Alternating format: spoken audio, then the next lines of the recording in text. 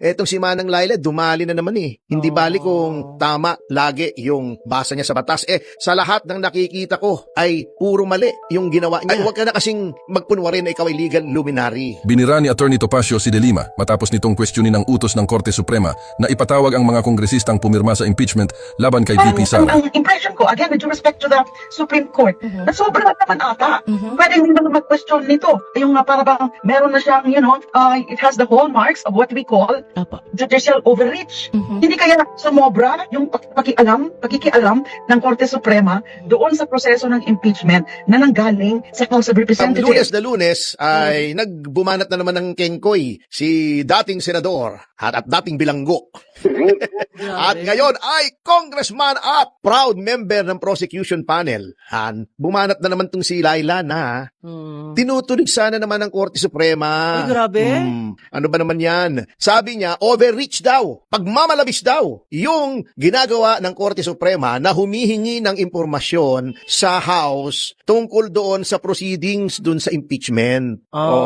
Teka nga muna, paano naging overreach yun? Etong si Manang Laila, dumali na naman eh. Hindi bali kung tama lagi yung basa niya sa batas. Sa lahat ng nakikita ko ay puro mali yung ginawa niya. Impisahan natin. Manang Laila, ay huwag ka na kasing magpunwari na ikaw ay legal luminary. Di ba?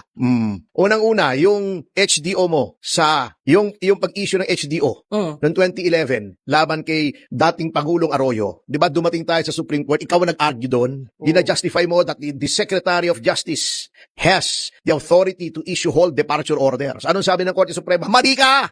Mali ka, sabi ng Korte Suprema. Olats ka, Laila. Ganon. Ngayon, nagyabang ka pa. Etong si Manang Laila, grabe eh. Basta siya ay nakasandal sa poder. Akala mo kung sino na. Kita mo sa asang hukuman na hindi niya sinunod. Di ba? Nagkaroon tuloy ng reklamo sa kanya for contempt. Dahil hindi niya sinunod yung order ng Korte Suprema. Yan, noong siya ay nagkakaso ng drug trafficking, anong ginawa niya? Kinwestiyon niya sa RTC, pumunta siya sa Court of Appeals, umakyat pa siya sa Supreme Court. Yan ay klarong-klarong forum shopping. Ultra vires o kalabisan yung paghingi ng certification na yung impeachment ay hindi lumalabag sa 1-year ban at yung 20th Congress ay interesado pang ituloy yung impeachment complaint na isinulong noong 19th Congress pa. Sabi niya, unconstitutional yan, impeachment court yun ha. Court din yun. Kahit anong sabihin mo, it's still a court. Not only a court constituted under the provisions of the Constitution. Bago sasabihin mo unconstitutional, hinamon ko siya, di ba? Sabi ko, kung tingin mo talaga, Manang Laila, na mali yung ginagawa ng impeachment court, bakit ayaw kang pumunta sa Supreme Court? Natatakot kang matalo na naman. Natatakot kang makagalitan na naman.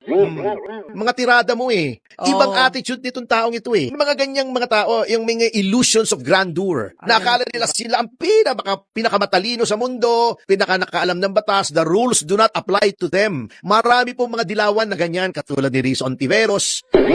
Sorry po.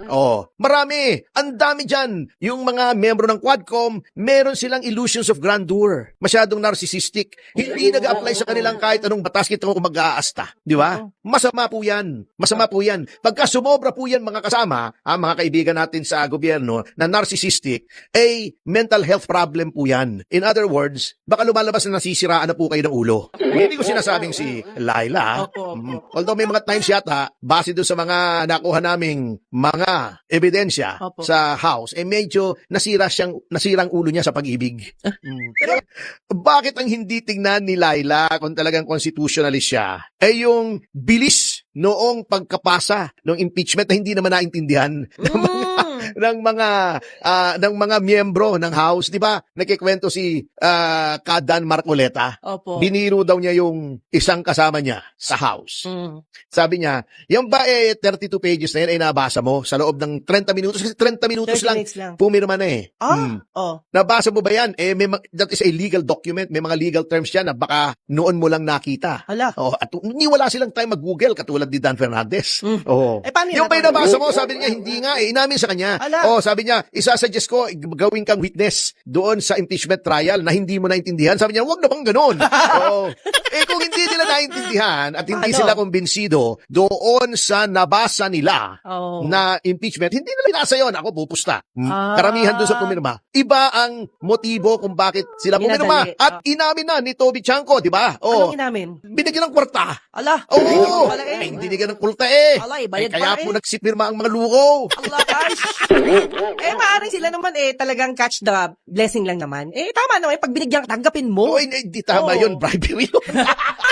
Bibigyan ka in connection with your official duties. Mali Teka yun. muna. Yung pag-official duty, mali yun. Official duty nila yung pagpirma Yun. Discretion nila yun eh. Tama ka dun, tama. Di ba yun ang sinasabi ni Ambassador Tiglao labang kay Congressman Frasco? Umamin Oo daw nga na. pala. Kaya ako Opo. tumanggap ng pera ay nung AKAP, etc. para sa mga projects.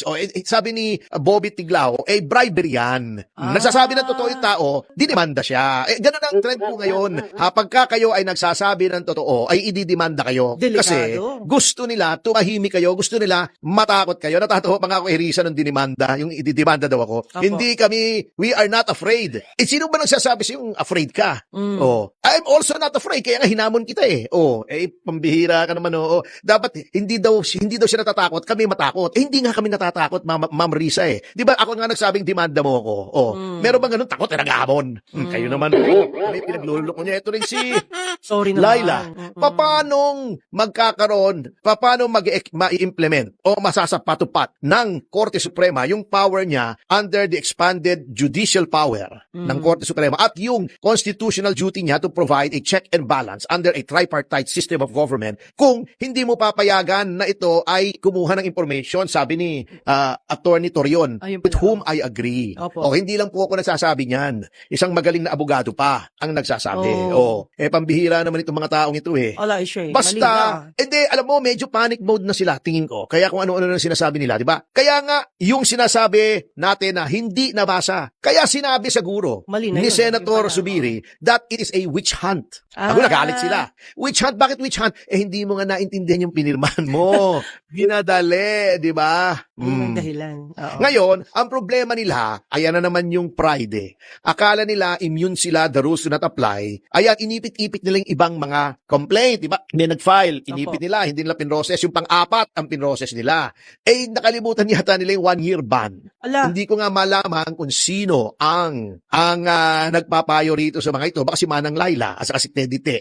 O si Chel Jokno. Yan, oo. Tingnan nyo na lang record ng mga yan. Puro palpak. Kaya nagkakaroon ng butas.